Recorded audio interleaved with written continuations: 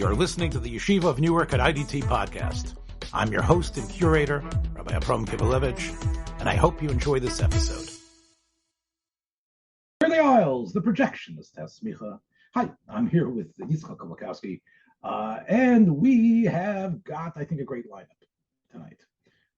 Two films that were big hits, very popular, and despite the fact that, sensibilities might have changed and attitudes might have changed of what's considered funny or what's considered moving, what's considered a real intense, real performance by a child. I really think both of these films, and I know what Yitzchak's choice is and mine, I think both of them deserve definitely a new hearing. And I think that at least Little Lord Fauntleroy, which is the film I want to talk about, is something which I think could even be inspiring.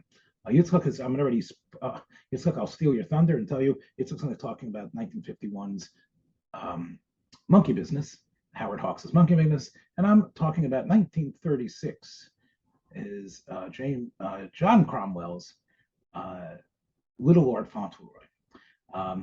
And these are films. Little Fauntleroy is definitely the more famous of those films.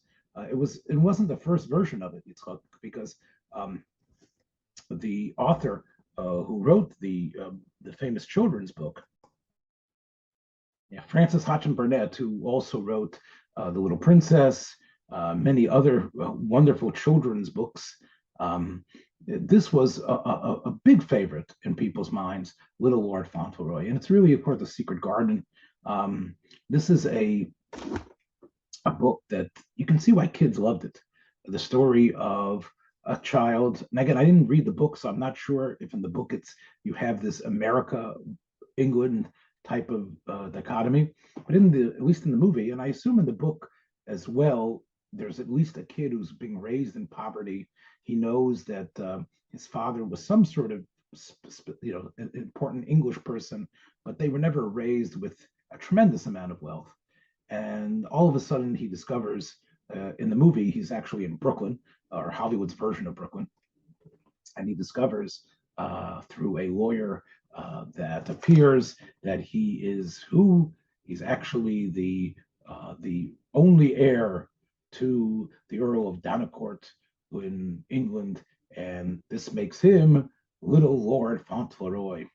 And that, of course, was the book. And the book not only has this sort of like Prince and the Pauper type of thing of a child discovering what it means to be ushered into wealth, but there's also a little bit of drama, which the movie has as well, as there seems to be some contention as to indeed whether he is Little Lord Fauntleroy. I mean, that, again, I haven't read the book, but I'm sure that the movie, what I'm talking about, retains those elements that were in the book.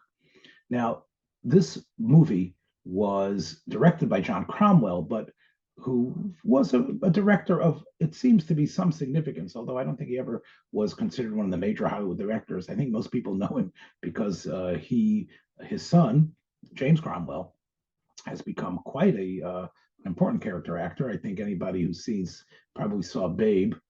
He had an indelible performance there. But his dad was a director that did many, many films in Hollywood. But it's not the directing. It's not his cinematic powers here as a setting up camera shots that makes this film anything. It really, I think, was the producer, and it was produced by David Oselznick.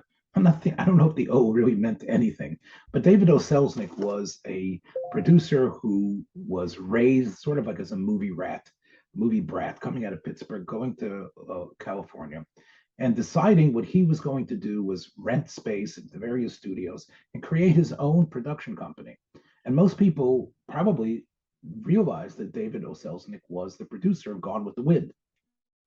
And I always thought that the reason why the image of the Selznick production company was this sort of mansion, a southern mansion, had to do with Gone with the Wind. But actually, I'm mistaken. Selznick was a producer of films even before Gone with the Wind. And he was in business, so to speak, I think, for about 10 or 12 years or so. trying to make what he felt was quality pictures. In other words, Selznick would not make films that were just throwaway shorts, vile gangster films, or other sorts of sordid material. He wanted to be sort of an upper crust, sort of like a Merchant Ivory type of person, or similar to what we talked about with your wife a couple of weeks ago. Powell Pressburger. He really wanted his films to have a certain stamp of quality, and one of the films that he was a producer on was David Copperfield, and during a trip to London, he was able to discover this incredible child, Freddie Bartholomew, who, if I don't know if you've seen Yitzchak, any of the films that he was in, and I was very shocked when I did a search in preparation for this podcast when I saw that he is not listed in most of the top 10 child actors of all time. Shirley Temple does make it in most of them. But I can tell you, Freddie Bartholomew is incredible. He is his diction, his elocution, his facial movements. We all know, Yitzchak, that child actors can be some of the most saccharine, silly, obvious type of actors, and that's because, of course, they don't have the life experience to be able to capture the words that are on the page that they're supposed to say, especially if there's some melodrama involved. And even if they've been through it, it takes years to be able to craft, to actually hone the actor's craft in a way that you sound convincing, whether it's a question of accent or a question of how to actually pronounce things and accent things, to be able to look into the camera, to be able to actually give over the illusion that you're listening and responding, as opposed to just using your lines that are memorized in your mind. These are talents that usually do not come easy for children, and yet we know that Hollywood has, whether it's the aforementioned Shirley Temple or any of the other child actors that are famous.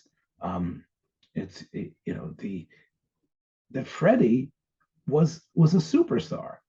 Not only was he the star of David Copperfield at the age of 8.5, I think, when it was filmed, but Little Lord Fauntleroy, and I'm going to explain why he is really the one who carries this film almost totally and completely. But also, Captain's Courageous, which is a film that, if it wouldn't be for Freddie Bartholomew, there's no question about this, Spencer Tracy would not have won the Oscar. And in Captain's Courageous in particular, he is able to transform himself from the bratty child that just wants everything for himself. I think Melvin Douglas plays his dad in that. And of course, he's the bratty child that gets thrown overboard and is taken up by a very similar story to the Seawolf that we talked about a number of weeks ago. But of course, this was Rudyard Kipling's story about how a child can really change and turn himself into the father of the man that's going to be a productive adult. And Bartholomew is incredible in that film. And I had never seen Fauntleroy, despite the fact that it's in the public domain, because I really thought, because of the source material, it was probably extremely juvenile. And despite the fact that I knew Selznick was very proud of it, and it was the biggest moneymaker for the Selznick production company till Gone with the Wind, I dismissed it. And I was wrong. This was a film that I saw recently, and it inspired me because the story is inspiring. And not just because he was poor and then he becomes the Lord. It's because once he is told that he is, well, even before he's told that he is the heir to this incredible fortune, you see that the child is able to change people's lives. He's able to bring out the best of the people around him.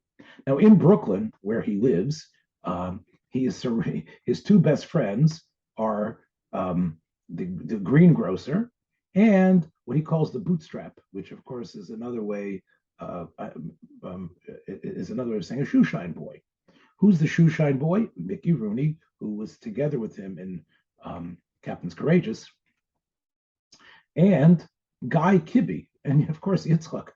Guy Kibbe brings a smile, I think, to anybody who ever hears his name. He was one of the great comic character actors in Hollywood.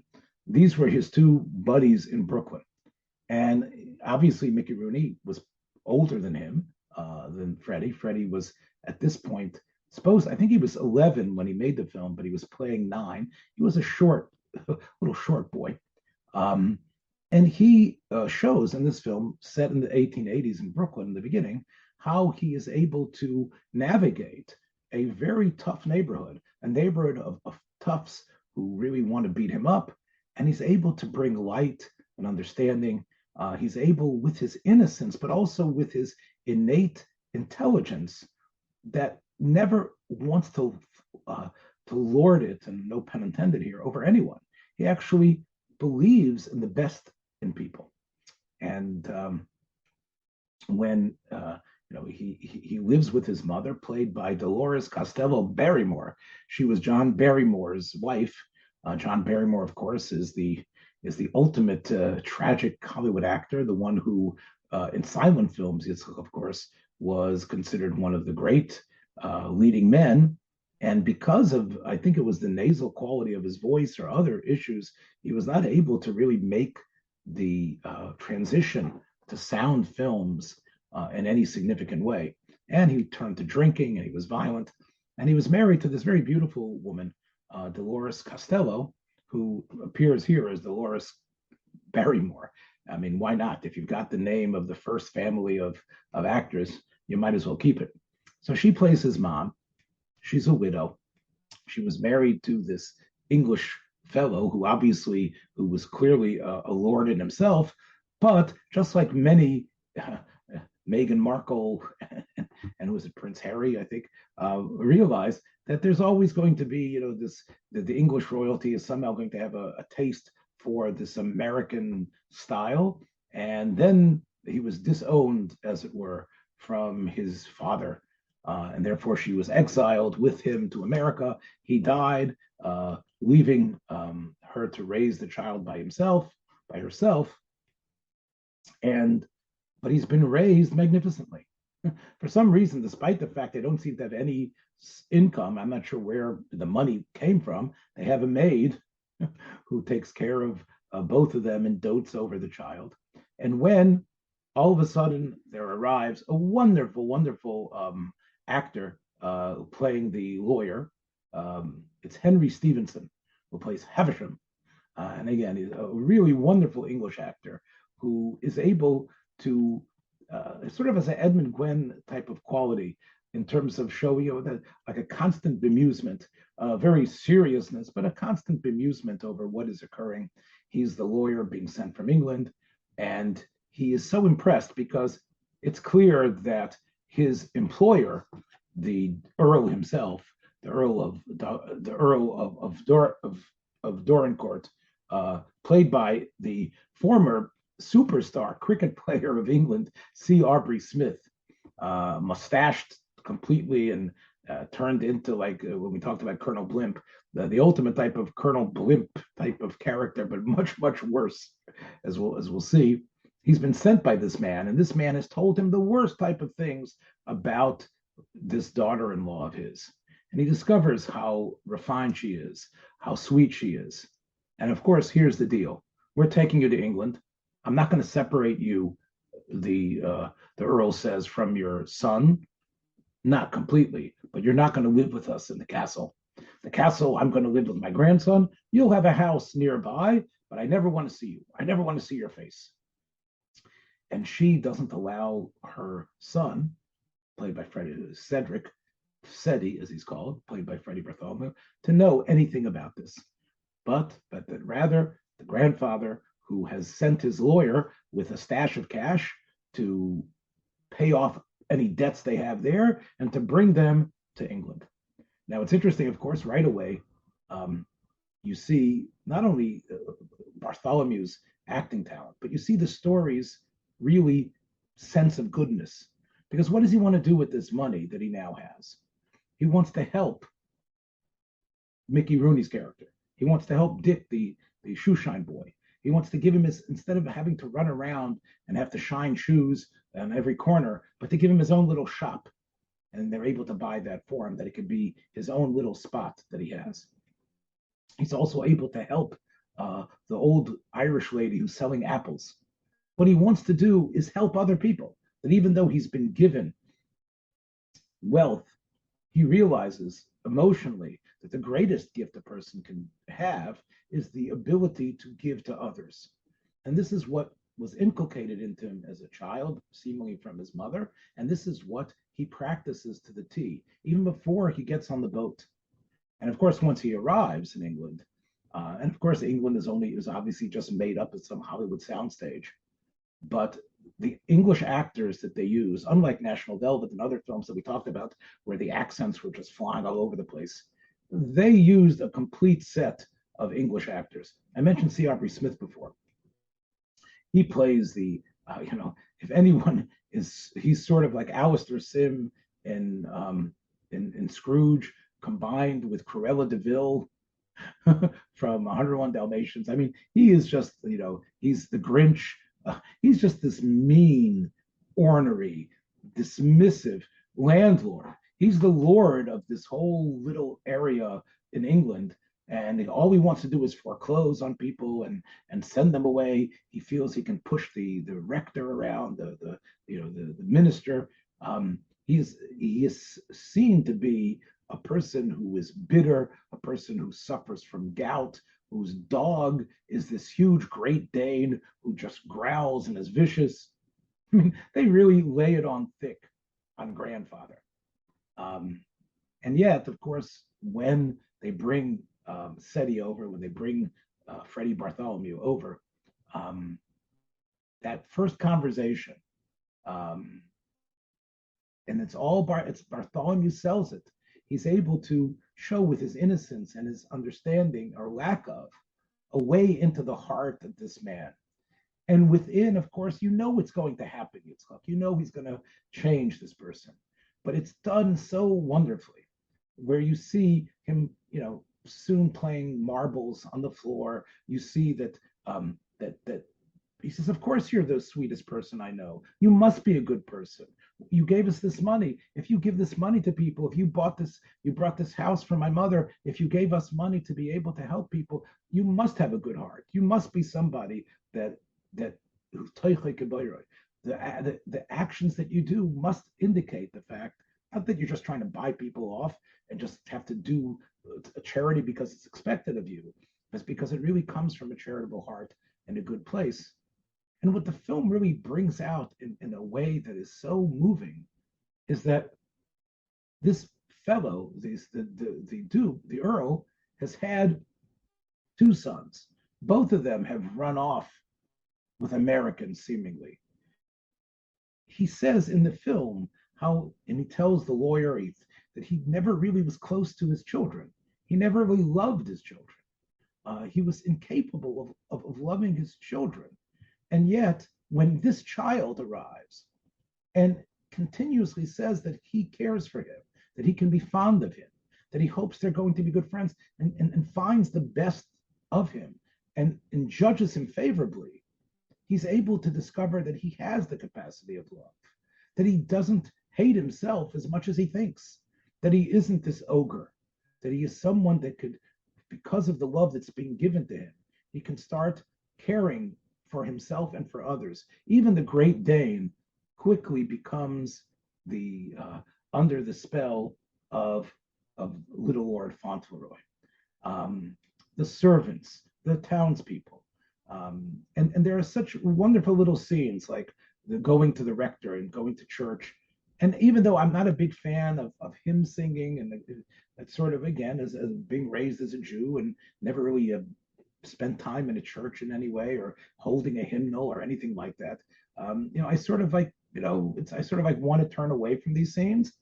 But to me, it was so similar to what we have in our own culture about the Mizrachvant. There's a special place where the Lord sits, and you can see that although his mother is sort of, in the pews as well, you can see the bond and the love that is exuded um, by by Bartholomew in his singing, a very, very nice singing voice as well, that sort of indicates that this is indeed a cherub who has really descended down to this world.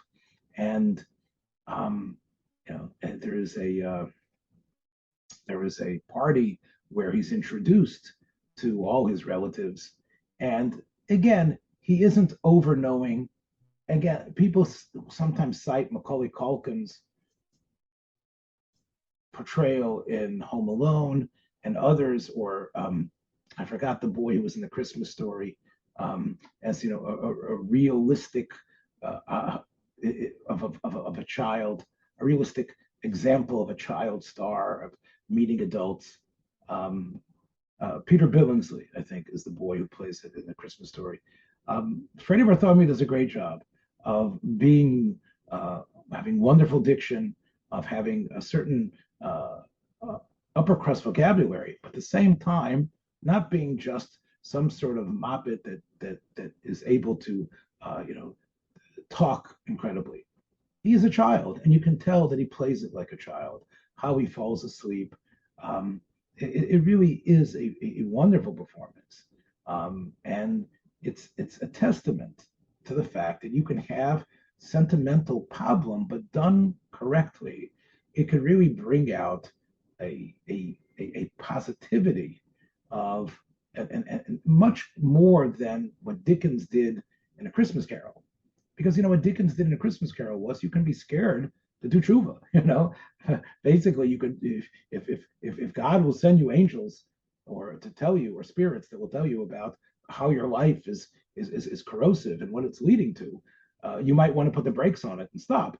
And I'm not saying Christmas Carol obviously is a very powerful metaphor of how one can change their lives, but I find Fauntleroy to actually be a more mature way, and that is to really discover innocence within children and others around us, and to not be afraid to to shatter what people conceptions that we think they are. Many times we fall into traps of continuing to act in the way our enemies want us to act. And here you can see how the film differs from that. He's able to discover that the mother is really responsible for so much of the love that Seti is able to shine outwards. And he realizes that he has been wrong. And in the scene where eventually he comes to her house, which was a house given to her by him, although she refuses to take actual stipend and any money because she says she doesn't want to take money from someone who hates her. He comes to her because he realizes he's wrong, and also because another person has arisen. And this is the drama of the film. And like many films, Yitzchak, that are based on books that need to somehow have that third act, that somehow need to have everything's moving along. And now here comes the how will it end, the suspense part. Okay, so I'll tell you what the suspense part is. I mentioned there were two sons. The older son's wife appears with an even older boy that she says was fathered by the older son. And therefore, this boy is really Lord Fauntleroy.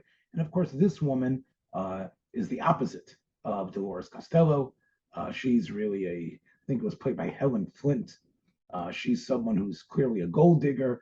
Her manners are only are gossamer thin. She really doesn't care. She's really got a sort of a brash American type of accent, and however, she has a marriage certificate and a birth certificate, which indicates that this child was actually born while she was technically still married to the older brother. And at this point, it becomes almost apparent, even to the lawyers, based on what the evidence seems to seem, that Freddie Bartholomew Seti is really not Little Lord Fauntleroy, but it's actually this sullen child who sort of like just is sucking on some sort of chocolate candy, who doesn't really talk well, who doesn't have the same sort of angelic appearance. And um, it's clear, at that point that the Earl needs to somehow forge a relationship with Seti's mother. Um, and what saves the day? So, spoiler alert: what saves the day is, of course, and I was watching the film. I said, what, they put Guy Kibbe in there for the first 20 minutes, and they have Mickey Rooney and Guy Kibbe there, and they keep on, like, every 15, 20 minutes a letter comes from England back to Brooklyn, and they're reading it and talking about things. And Guy Kibbe's character, Mr. Hobbs, is saying, well, maybe they're not so bad, those English. Maybe they're, with all their stuffed up royalty. And of course, this really has to do with the divide between England and America. We talked about it in many programs already, about how Hollywood was interested in actually, dissolving that type of rift. I don't know if it's because they knew the war, the hooves of war, were approaching in Germany. I don't think that was going on. I think in general that was one of the things that Hollywood set itself out to do, was to somehow merge once again the English and American mentality. We've talked about that on previous programs, and part of that is really shown by Hobbs, the Guy Kibbe character, thinking that Englishmen are all stuffed up and they're into this a sense of royalty, which really just abuses the common person. And C. Aubrey Smith, believes all Americans are the most vulgar people in the world, and they're unlettered. Well, it turns out that Mickey Rooney recognizes it when he sees the newspapers trumpeting this new heiress, and he recognizes it as his own sister-in-law. They dropped the story about that he had a brother that was going to find his wife that he thought was in Chicago. And it turns out, of course, that she is just a two-bit floozy, somebody that, and it's only when, surprise, they end up making their way all the way to England. Clearly, they send a telegram, or somehow they make their way to England, and they're able to expose her. And Freddie is able to celebrate his 10th birthday as, and his best friends are here from America, and he can clearly show himself as the real Lord Fauntleroy. And there's a lot of cute little, funny conversations as Kibbe realizes that Englishmen do have something great about them, and there is something that the aristocracy isn't just isn't just some boilerplate stuff, that it really does represent a certain magnanimous spirit. And the film really is, as I said, a celebration of how children and the humane treatment of children, and an understanding of how their innocence can sometimes be the key to unlocking the best parts of ourselves. I think that's really why the film was so popular, why it made so much money. What I'm surprised it took is that I guess nobody cared about it enough to keep it out of the public domain, because it is available. You can actually, it's on the internet. What is that site called again? The Internet Archive site, where you can find it. You can find it on YouTube, many other places. It was restored, and I don't remember the outfit that restored it. There still has some scratches in it, but I saw the restored version on TCM, and I really recommend it highly. I regret not seeing it when I was younger, because I think it really is a film that, again, we talk about Miracle of 34th Street. We talked about other films about what children can do. I think here, really, it's the message is great, and the messenger is incredible. And it's really a tragedy, in a way, that Freddie Bartholomew's career was cut short the way it was. There was a lot. Again, I don't know all the details, but I do know there was a tremendous amount of rancor over who controlled the monies that he had, in terms of his guardians and his parents. And he really retired from filmmaking, and never really got a chance to show himself as an adult actor that in any great way. I think he was known as a television director, as television came to be so important in the 1950s and 60s. But to me, the 5 or 6, people talk about James Dean as being this incredible method actor icon, and he only made 3 films. He only made East of Eden, Rebel Without a Cause, and Giant. And I love all those films. Those films are great. But he only did three, and people will still talk about the next James Dean. And it's interesting that Freddie Bartholomew, again, you look at the films that he made, the flawlessness of his technique, and considering what was going on there, he really needs to be extolled, I believe, as one of the marvels of Hollywood in terms of what he was able to bring throughout. We all know movies are phony. We all know movies are just scripted. But when you have an actor that's able to make you forget all that, when you have a child that can make you say, wow, that's a kid, but I love that kid. You know, that kid is great. That kid is the kid that in a way, I that's the type of child I'd like to have. That's the child I wish I was. Then I think you've accomplished quite a bit, and that's why I encourage people to check it out. Little Laura. Oselznick made a lot of really great screwball comedies in the heyday of screwball comedies, including Nothing Sacred, probably his best screwball comedy. Right, and I think that was Lubitsch, right? Lubitsch directed that, I believe, right? Yeah. Selznick also earlier did King Kong. When he was briefly was at RKO. Right, before he decided to become his own master. Yes. And the truth was, part of the set for King Kong was used for the burning of Atlanta in Gone with the Wind. Mm-hmm. Even though it was different studios, he still had access to those props, which is the whole history to itself, how props would go from one studio to another. But in any event, the real heyday of the screwball comedy was the 30s and 40s.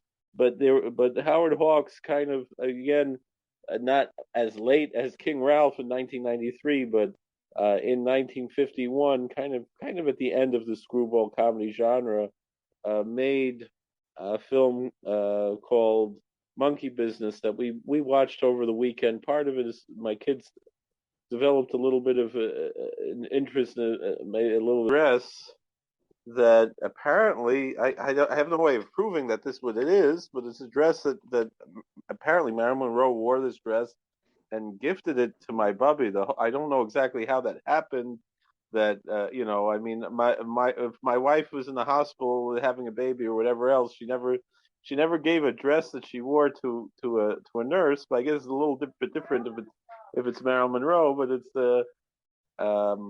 anyway. I took a little clip. I was examining this dress that Marilyn Monroe wore and owned, and I took a clip of it, put it on YouTube, and someone mentioned, I guess it's Marilyn Monroe's Yortzeit. I don't know if it was on I didn't look. It was on the Hebrew calendar or on the English calendar, but one of the regular commenters on my YouTube channel made a comment about that was Marilyn Monroe's Yortzeit. So I guess it's the shtickle in Yonah de Yoma. It's also their Riyah Kodesh Yortzeit tonight. Now that I'm recording, I don't think anyone in the history of Klal Yisrael has somehow connected the Norma Jean Baker with Yitzchak Luria Ashkenazi. Yeah, no, I'm drinking a little Chaim for the Yortzeit of the Riyah Kodesh. I see. Well, if anybody could be Malin Nitzitzis of Marilyn Monroe, it would probably be the Ari. Let's talk. Listen, Marilyn Monroe actually felt herself to be a Jew. She converted in order to marry Arthur Miller. Conversion. Yeah, I read about it was very interesting, and she identified very much as being Jewish. Even though obviously al pi halacha, there's no mikveh, there's no bezdin. It was right. The description of the conversion was just that the reform rabbi came to their apartment and she took some kind of shvua or something, and then and also they were married by justice of the peace. They weren't married, but I never understood this. You go through the whole thing of convert whatever you believe it's a conversion, this and that, and then you don't have the rabbi do the wedding. You have to pay a judge. The rabbi could use the money. I think But okay. the same thing. What I always wondered. Sammy Davis Jr., who had a conservative conversion, a little bit more. He went to mikveh and some kind of bezin. It was somewhat more of a halachic process than what Marilyn. And he got married, and I think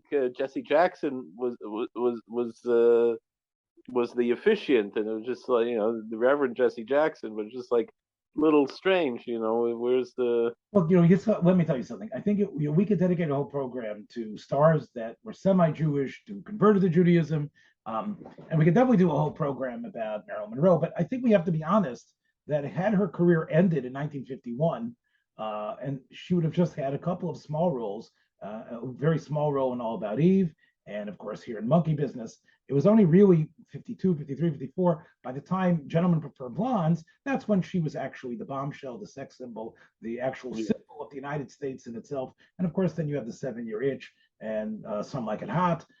So those years, I think from 1954 till 1959, or The Misfits, which was the last film she made, I believe 1959. I think it was released in 1960. I mean, that's the the Marilyn Monroe that is the icon. Here in Monkey Business, she's in it, and the film really, she's obviously, but she's a device in this film. She represents a certain device, and of course, what is that device that Marilyn Monroe represents in this film? She's the film is about youth, so it's she represents a spirit of youth, that people are trying to recapture. And I think that's really what right. And because of her incredible vivaciousness, it isn't just her body. It's really, the way her mannerisms, the way of speaking, her whore-like innocence, I would say. You know what I'm saying? It's almost like, yeah, she's innocent, but but you realize that, this is someone who represents, Shangri-La to the nth degree. I think she's the secretary of right. of Coburn, right? Yeah. She's the secretary, and I don't think she can take. I don't think she does much. She does much dictation, right? That was the whole cop. Was at the beginning of the movie. He's talking about how poor her punctuation is, and yet they don't seem to mind to get rid of her. They just have someone else do the work, but they want to keep her around, obviously. Of course, and again, this was a time that in Maryland, whether she was happy about it or not, I don't know. But it was clear that she was just more than just the eye candy. But as you say, she's the device because, as you can explain, I don't want to really steal your complete thunder, but as Cary Grant, who plays a professor type, right? A researcher in a way, correct? And what is he being paid to research here? What is he being paid to discover? Trying to create some kind of fountain of youth drug. Really, that's the whole idea of the movie, is that he's trying to develop something. Right. This is a trope that's been used in so many different movies, and I think this is probably one of the better ones. I tend to think about a Roger Corman movie called The Wasp Woman, where this a makeup magnate, she can't sell her makeup anymore because she's getting too old, which she really doesn't look old that much. But then she figures out she takes the royal jelly of a queen wasp, and then she turns into a kind of a.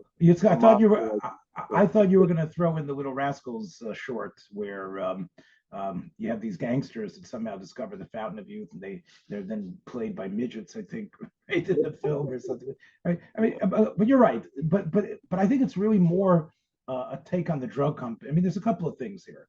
Charles Coburn, who I guess is the head of this drug company that is going to look for this, is all about the fact that what we already even have today. That's some of the greatest post-industrial giants of World War II were the drug makers. They were the ones that were pushing, and they were trying to basically, through television and through advertising that was being beamed into people's living rooms consistently, talk about young. That Geritol will keep you young. This will make you feel younger. So this he wants to call it B4, like before and after. That was and somehow, Cary Grant is going to be the researcher who's somehow working on it. And of course, you can't just research on humans, right? And this is where we get the title. I'm sort of leading you here with these questions. Right. So they're using some chimpanzees, and they mix them up. They find out that one of the chimpanzees they find a very old chimpanzee is all of a sudden acting young. They realize no, just the clothes were switched. But then, and one of the chimpanzees, whose name is Esther, a female chimpanzee, mixes some chemicals and puts in the water cooler, and winds up actually creating this by accident that they were all trying to seek out. The names of the characters have wonderful alliteration. Charles Colburn is Oliver Oxley. Marilyn Monroe is Lois Laurel. So you have those, and then Cary Grant is Dr. Barnaby Fulton. Not as illiterate, but it's and his wife but is sort of comic though a little bit. There's a lot of humor in these names. It's not quite Dr. Strangelove, but it's right. Barnaby, right. I think part of it. Forgive me, but again, I've seen Monkey Business a number of times, many times actually. I've seen it probably 6 or 7 times. Yeah. To me, in many ways, Hawks went back to the well, and you know exactly what I'm going to say: the well of bringing up baby. Which again, let's put Cary Grant and let's contrast him as this sort of mild-mannered professor, and with the fact that he is strikingly good-looking, strikingly virile, and let's have him sort of play a sort of foppish, somewhat even effeminate type of character, or a super hyper-intellectual character, and let's play around with that, which of course is what was the incredible successful dynamic in Bringing Up Baby, I think in 1938. And you also have, of course, the other thing that Hollywood loves to do, besides the sweet little child that we talked about, Freddie Bartholomew, was the animals, right? In Bringing Up Baby, there was the cat, right? There was this panther, a jaguar, or a jaguar, right? And which was Baby. And here, I don't know if it was the same trainer who trained Bonzo, but Esther and her friend, they are in a way what Hollywood loved to do and what Hawks liked to do, which was get those animals in there too. And Cary does a great job playing with those animals, playing off them. Some of it must have been ad-lib because you can't really control the animals completely.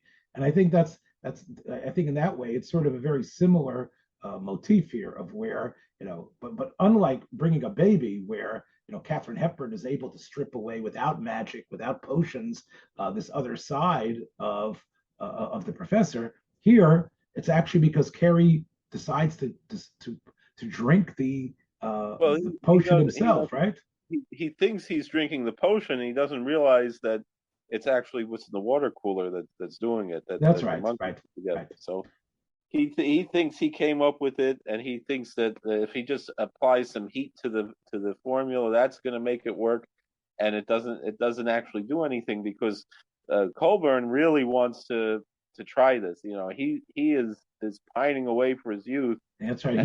He would like to actually be able, because what the monkey's able to do, the potion works. Put enough, as Darwin, as they said, put enough monkeys at a typewriter. Who knows if you're going to get Shakespeare? Here, the monkey mixes the stuff around, and as fate would have it, so to speak, it actually works.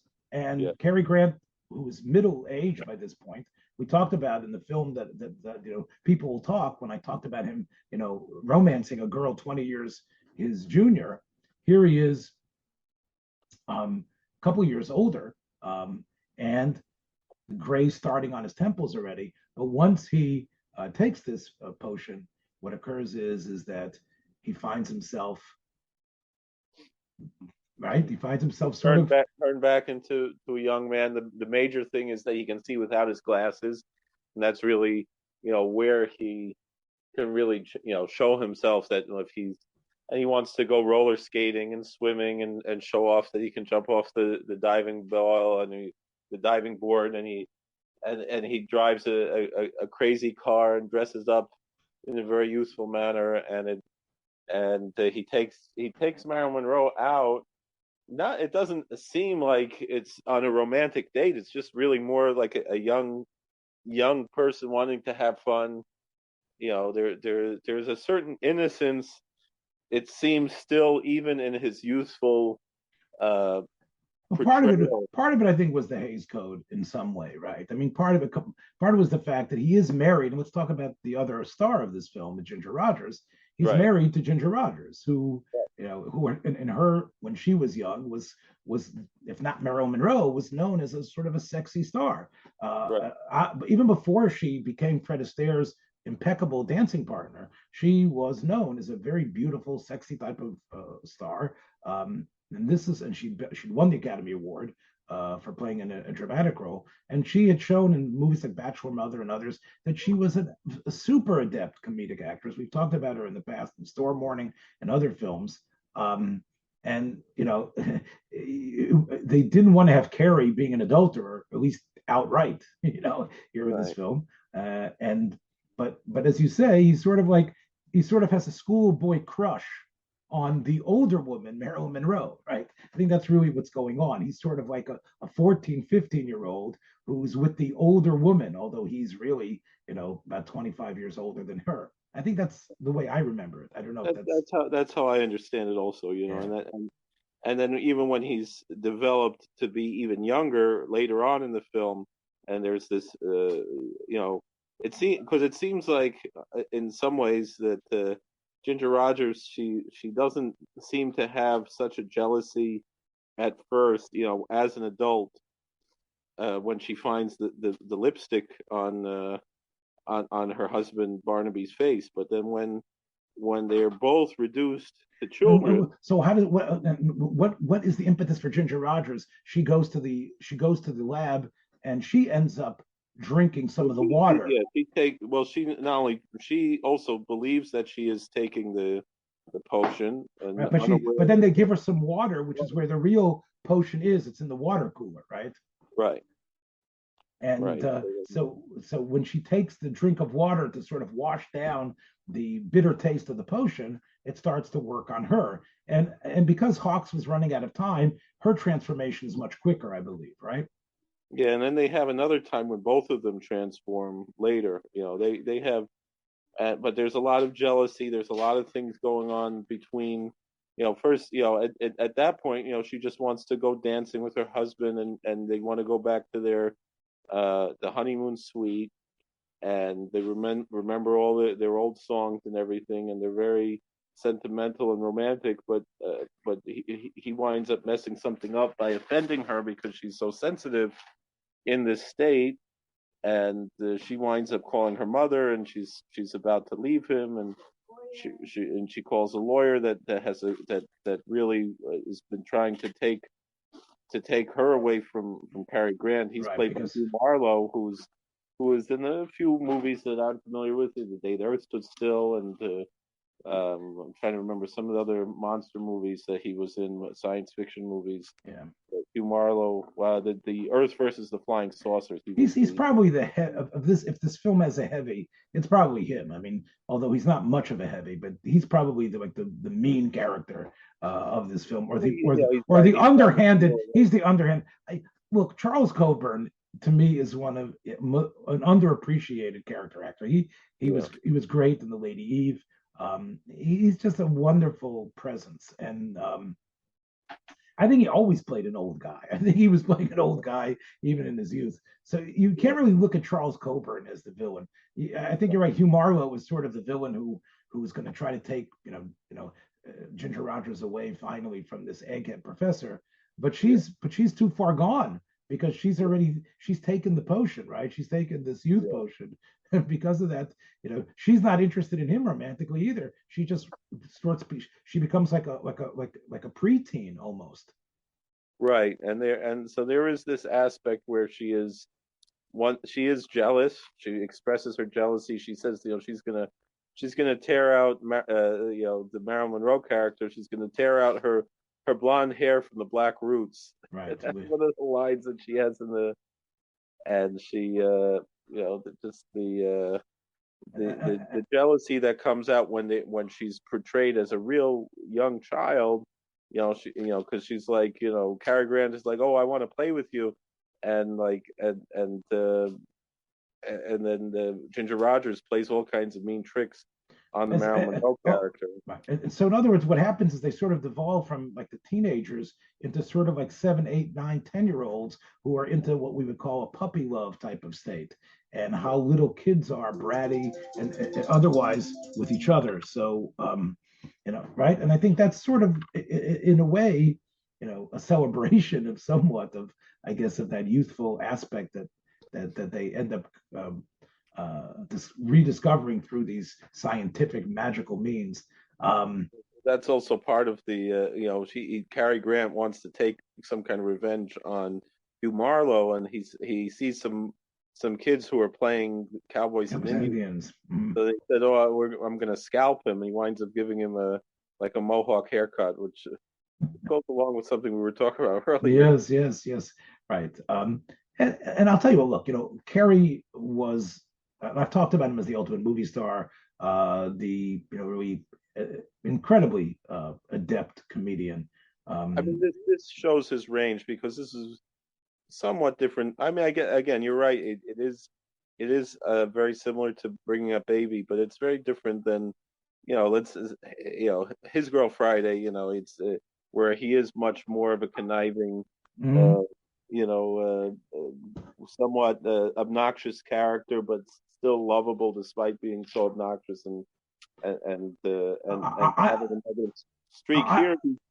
Here he's a character who is very innocent, very sincere, but it's obvious that he loves his wife, that he's trying to rediscover a lost romance that they had, but also he's so dedicated to his work. I think part of what the message is that as we get older, we sometimes allow our purpose in life, that we see our purpose, to cloud and to diffuse some of our personality and what made us vivacious and interesting to each other. And the rut that almost all middle-aged people, happens to them. Of course, you must love the work you're in, but for most people who are going to the movies, they are confronted at home with this struggle. Should I, if I continue to do great at my job and work very hard and try to do this, I'm not going to be the same romantic fool and guy that was just running around having a good time that I was. The longer we end up doing that, the longer and maybe even the more successful we become, Yitzchak, the harder it is to turn the clock back. And a realistic way of saying is, well, okay, you're not 20 anymore, you're not 15 anymore.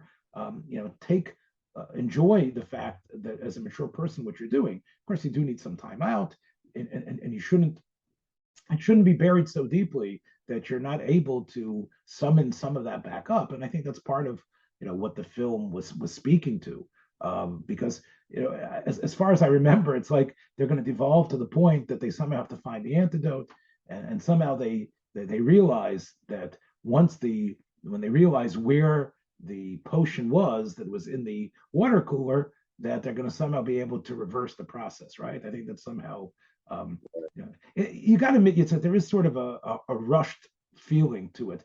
The pacing in Bringing Up Baby and his Girl Friday is perfect. There's not a. I did get the sense that Monkey Business has a lot of inspired moments, a lot of great little comic shtick from Cary Grant, Ginger Rogers as well. Again, Marilyn Monroe wasn't asked to do much other than know how to dress and wear these sweaters or whatever it was she was doing. But I think I got the sense, to me anyway, from the last time I saw it, that the film sort of has sort of a it sort of runs out of steam. I mean, they heard once was back. It doesn't always work, and there is something. Even though it's a fun movie, it's an enjoyable movie, but it doesn't capture that which the same people managed to do with Bringing Up Baby, with His Girl Friday, or what Ginger Rogers able to do. It's almost the film almost betrays its message in its weakness, meaning that really, the truth is you can't go back to 1935 or 1940. The film does show its stars do show their age in a way, right? Despite their talent, which was immense. I mean, Cary Grant, some of his best work was yet to come, whether it was To Catch a Thief or North by Northwest. We talked about Charade, of course. But for Ginger Rogers, it might have been one of her last best roles. in terms of where she was going. We talked about what happens with women in Hollywood. And I think even though it sort of was a satire on the new television pharmaceutical age, but it really was in a way, it might have poked fun at it, but in a way it had to raise its hands in surrender to that era of ultra commercialism, trying to find the new wonder drug. And in that sense, it's like Howard Hawks was, I believe, sending out a salvo against this mentality, but that mentality just kept on growing in the 50s. And the type of films that were made, we've received some criticism sometimes about, the I wouldn't say the squalid nature, but sometimes of the, why are we recommending these films? I think yours is, you could consider it, although it's a little bit pushes somewhat of the envelope. Nothing could really objectionable be found in Fauntleroy. And I think both of them are probably a wonderful option, especially, let's just put it on the table, Yitzchak, as an alternative to a lot of the mind-deadening and violent and vulgar type of stuff that's out there that you're going to probably be going out and binging. And again, I don't want to sermonize on this, but I think there's such great stuff that is available for free that really,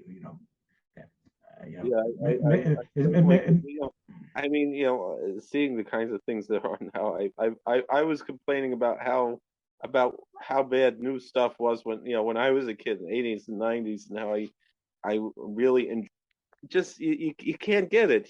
When you try to capture something that's lost, it doesn't work. And I think that this movie doesn't fail that much, because it's a lot of fun and it's pretty good, but it's much it does have some chisaron of they're trying to capture something that was lost. But here we're not talking about Ben Sira being hundreds of years after Shlomo Melech. We're talking about the same people trying to capture their own youth, and that's what this movie is about. Capturing their own youth, and even the same people can't do it. I marvel at the connection that you just made there, and I think I understand its significance. But as we said, I think that we hope that again, don't watch these movies on Tisha B'Av. Take care, everybody. Watch your step on the way out. We'll catch you next week. Be well. Thanks for joining us for another episode from the Yeshiva of Newark at IDT Podcast. Be sure to subscribe on your favorite podcast app so you don't miss a single episode.